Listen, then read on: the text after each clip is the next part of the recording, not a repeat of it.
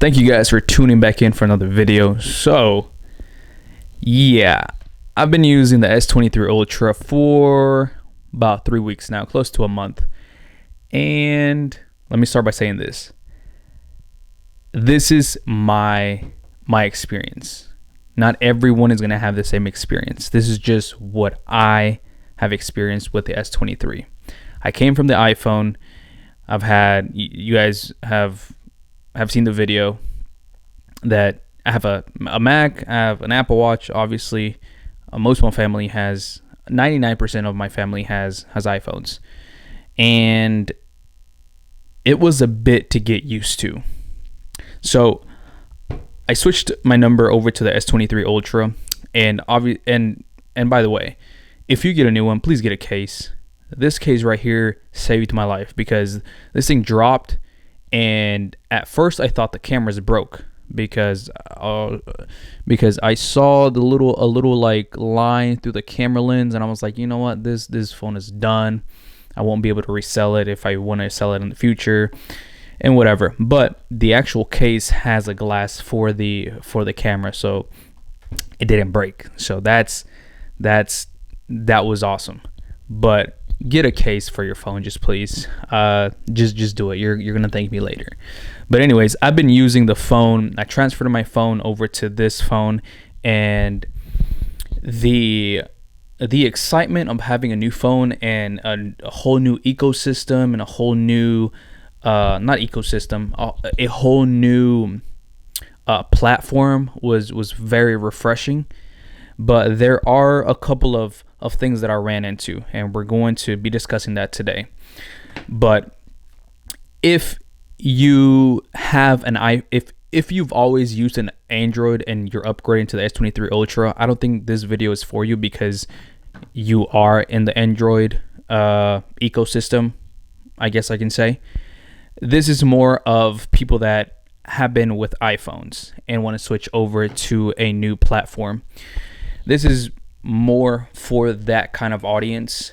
This is just based on my experience, like I said. I have a few notes here because I am known to ramble and get off topic, so I have put my notes here. So this is just the 3 weeks to a month that I've been using it. But let's start with a few things that I ran into, the cons, if you will. I did notice that some apps crash more often on an Android platform, and Spotify was one of them. It kept crashing, like it would just shut down, like it would just close by itself. I would have to reopen it and obviously go back to the music that I was listening to. I've never experienced that on the iPhone. The apps on iOS are just smooth as can be, and that's because obviously the developers only have 3 to 4, 5 models that they have to optimize the apps for on iPhone, on iOS, where Android, it's millions of phones, honestly. So I'm not entirely saying that Android is not good. It's an awesome platform, but there's some things that you have to consider when switching. Another app is Google Maps. Now, I love Google Maps on iOS, and I love Google Maps on Android, but whenever I was on Google Maps and I wanted to switch over to Spotify or wanted to switch over to another app, there's always a little lag, and I don't like lag, especially on a $1,500 phone. I don't expect lag whatsoever. It has a very strong processor. It has everything high end, so there shouldn't be any lag. On Apple Maps, it's very smooth transitioning over to another app, going to the home screen. With Android, with the S23 Ultra, I feel like there's a lag, and I don't like that. It might be little things here and there that you might think it's not annoying, but for me it is, because sometimes I'm in a time crunch and I don't like that. I don't like the lag. But that's just something I ran into. Now, going from the 13 Pro to the S23 Ultra, I like big phones I like big phones when it comes to watching videos, movies, dealing with the cameras for content creation, things like that. But when it comes to actually using it, I find myself, I have to use both hands sometimes because I can't reach all the way to the top or things like that. I know there's one hand option or whatever, but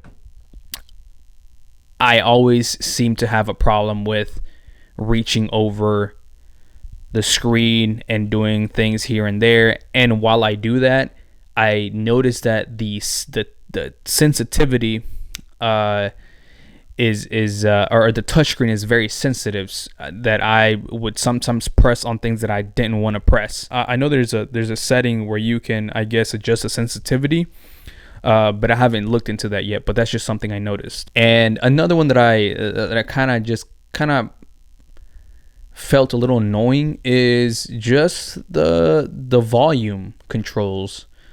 You have to unlock it, turn on the volume, or slide down the notification to mute it, vibrate, or whatever the case it may be. You have to do that. This, you just swipe down and you can literally just toggle your volume right here, or you have this little toggle right here, a little side button that you can switch on and off. So I miss that on the iPhone. This is just a little bit more to it, but it's not a deal breaker. It's just some, like I said, it's just little things here and there that I found annoying. And one of the big things, and I actually switched my number over to the iPhone again. One of the big things is iMessage, FaceTime, all that. Group messages, group chats, all that. I just had to go back to the iPhone because I remember I remember that I went over to my parents and my dryer went out, so we had to get a new like cable for another dryer that my dad had, and I was trying to send him a picture. He has an iPhone. My dad doesn't have any social media. He doesn't have Facebook. He doesn't have anything. He just has text. That's just his phone number. That's it. So I was trying to send him a picture from my phone over to him. It wasn't sending. And if it did, it was a very pixelated image. It was just very frustrating because he was at Lowe's and I needed that and I needed that part. So I had to send my sister the picture through Messenger because she has an iPhone too. Send her through Messenger, and then she sent it to my dad through iMessage. So that was kind of frustrating for me. Group chats, I didn't receive anything because obviously I'm not on iOS. FaceTime, it was a little getting used to because I FaceTime my mom and my dad all the time, and they really don't understand why I can't FaceTime on an Android, even though I told them it's not the same platform. But they're like, that is okay, whatever. But anyways, that has been some of my struggles. I haven't ran into any other little things that I have noticed. Oh, the other thing is my Apple Watch. I like to track my activities. I'm not going to go out there and buy a Galaxy Watch because I just don't have the money to do that. But with my Apple Watch, I can track all my activities, my workouts, things like that. So that's another thing that I missed. But all in all, some of the positive things is, all in all, I'm going to list some of the positive things. Like, for example, it was something new. I love the way you can customize the phone. I love the way you can make it yours, personalize it to your own liking. That is something very refreshing. You can switch launchers, you can switch icons, you can switch the sounds, you can switch literally anything you want on this phone. So I really love the fact that you can do that. The S Pen is very handy. I've caught myself using it a lot more, writing notes here and there whenever I'm at a church and I want to write something down really quick. I've been able to do that with the S Pen. The camera is very, very useful, especially the telephoto, because I can't see from far away. And whenever I want to see some signs, read some signs, or see specific things, I just have to pull this out and just use the telephoto, and I can read everything. Like it's crazy. It's amazing. So I really like that. The fingerprint scanner on this on this phone is amazing. I actually prefer that over face unlock because I've already said in other videos that I'm not in a position to always be looking at my phone to unlock it, because sometimes I'm either somewhere that I don't want to see my phone. I just want to look at it out the side, and boom, it's open. Like, that's so simple and easy. I wish iOS had that, but it doesn't. But I love that feature on the S23. The speakers are great, very, very loud. The speakers are awesome. Anytime I want to play something, I prefer to play it on my S23 than on my iPhone. That's just it. It beats it. Facts. And it's great for movies. Anytime I want to watch a YouTube video or a movie, I prefer the S23 just because the colors are better. The screen is a little bigger, and yeah, nothing beats that. And also the feel. If you take the case, it's a very premium build. It's a very premium phone. All in all, this is nothing. This is no hate towards Android. This is no hate towards the Android community, the S23. When it comes down to it, I will keep it as a secondary phone just because I just like something new. I just like the way it works. I just like the way the S Pen works, the cameras, everything. I mean, the phone is amazing. If you're already coming from an Android and you want to switch to a newer phone, the S23 Ultra is one of the best phones in the market right now. I would highly suggest it. Just the few things that I mentioned here and there, a little annoying for me that I had to switch back. But all in all, this is a great phone. I'm gonna keep it as a secondary phone and take videos, pictures, a vlog, do things here and there. I'm still working on a day in the life with this phone.